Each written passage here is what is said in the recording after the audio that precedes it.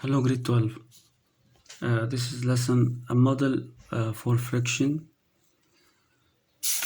This is in the exercise, page 145. The friction force has this rule, F equals mu R, where mu is the coefficient of friction and R is the normal reaction force and F is the frictional force. Let's see directly in exercise 8a, page 145. Your homework will be number 2, I and double I, and I will do number 1, and your project is number 3.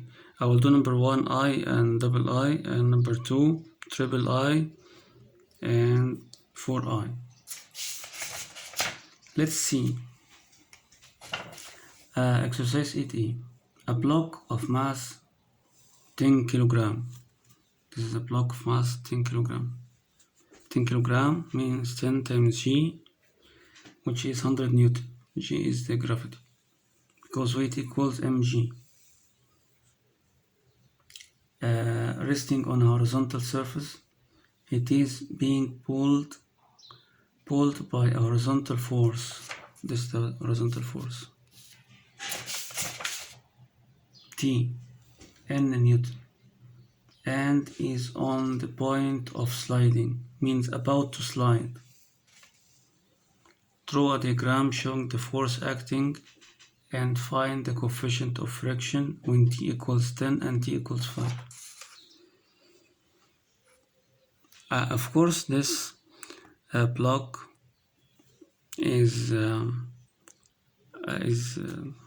under two forces.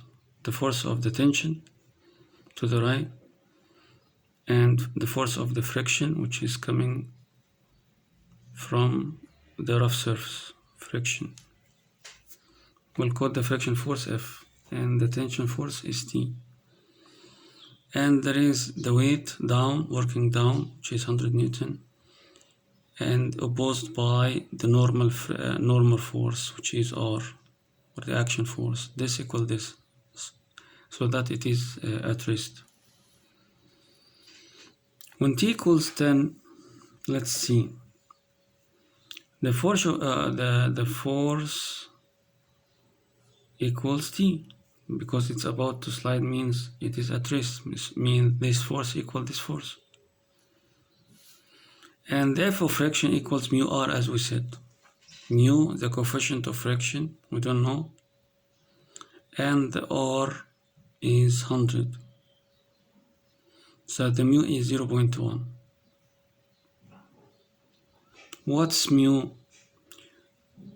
The mu is something depends on the roughness of the surface.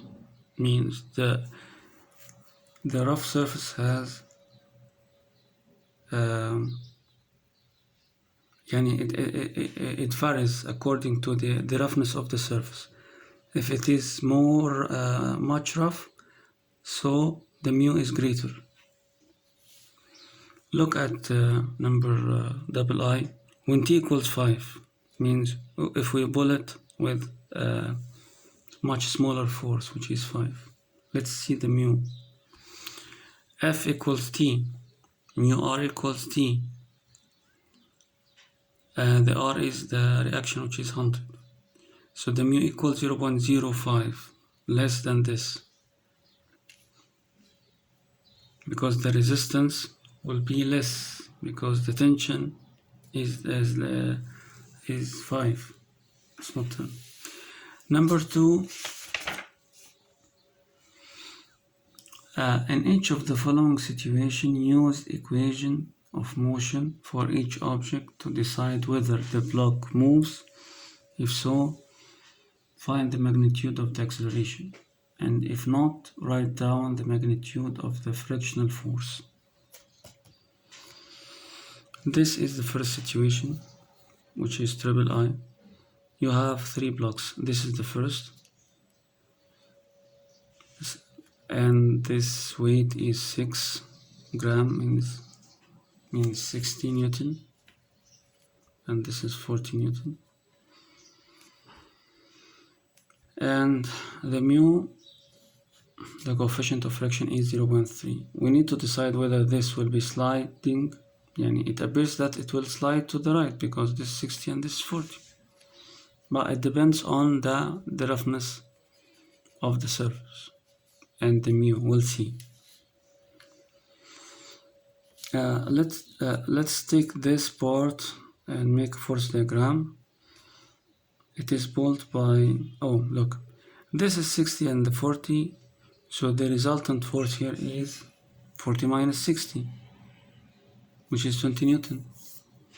So it appears that there is only one force working to this direction, to the right, which is 20 Newton, coming from, it's the resultant force between this and this.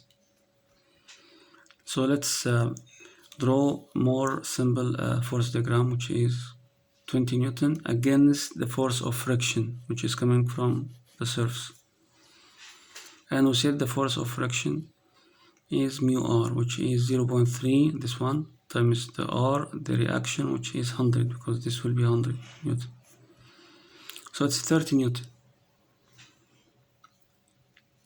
And the resultant force is 20 Newton. Since the resultant force is less than the frictional force, that means the block will not move, right? In the other situation, which is IV, this is 50, 20. So the 50 minus 20 equals 30 Newton. And F equals mu R, the mu now is 0.25, which is 0.25 times the R, which is 30. The normal reaction force, so 7.5. So we have to know that this will move to the right. Why? Because 30 Newton, the resultant force, is greater than the friction force. So it will move. Since the resultant force is greater than the friction force, so the block will move to the right. To calculate the acceleration, it will move in acceleration. To calculate the acceleration, very critical focus. I will make force diagram for point C, for point A, for point B.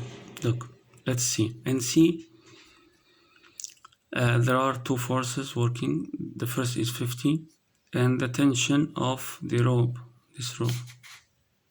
So we'll call it T1.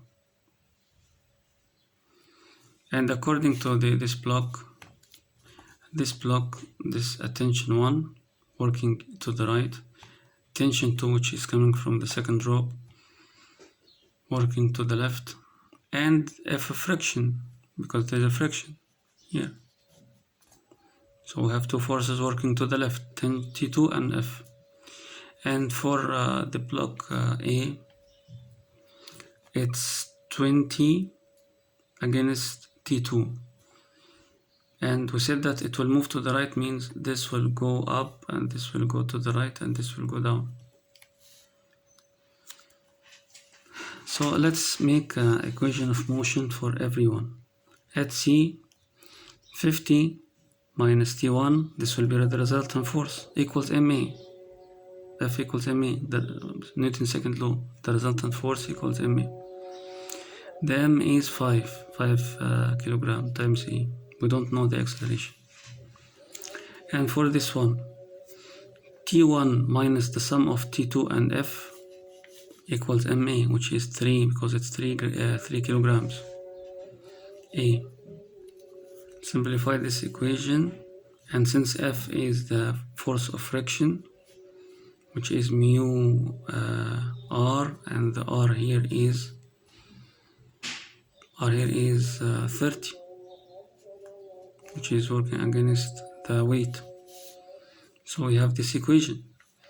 And at E, T2 minus 20 equals ma, which is 2a.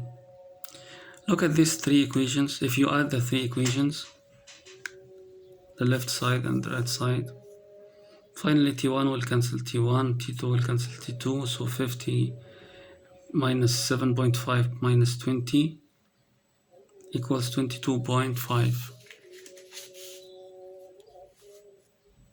So I added these three equations, the left side and the right side. And the right side, 5a plus 3a plus 2a equals 10a. So the acceleration equals 22.5 over 10, which is 2.25. This doesn't, as we said, talking about the frictional force and the impact of the frictional force on motion, on the motion.